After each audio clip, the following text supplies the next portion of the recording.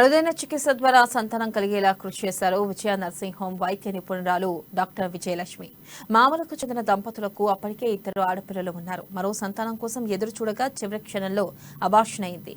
దీంతో తీవ్ర మనోవేదనకు గురైన వారు డిప్రెషన్లోకి వెళ్లిపోయి ఒకానొక సందర్భంలో ఆత్మహత్య చేసుకోవడానికి సైతం సిద్ధమయ్యారు. ఈ క్రమంలోనే వైద్యురాల్ని సంప్రదించగా ఆమె సూచన మేరకు తగిన జాగ్రత్తలు పాటించి ట్రీట్మెంట్ తీసుకున్నారు. ఎట్టకేలకు వారికి మగ శిశువు జన్మించడంతో వారి ఆనందానికి అవధులు లేకుండా పోయాయి. ఆనంద బాష్పాలు రాలుస్తూ వైద్యురాలికి ప్రత్యేక ధన్యవాదాలు తెలిపారు. కొత్త ప్రయోగం ద్వారా ట్రీట్మెంట్ అందిస్తే మంచి ఫలితం వచ్చిందని, సంతోషంగా ఉందని వైద్యురాలు తెలిపారు.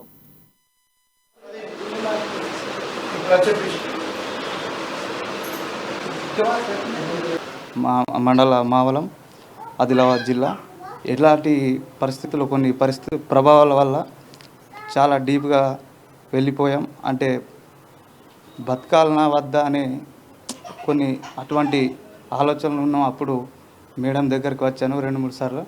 మేడం కలిస్తే రీఆపరేషన్ అనేది తెలుసుకొని మేడం సలహా మేరకు రీఆపరేషన్ చేస్తాం, కాకపోతే 50% ఛాన్స్ అన్నారు.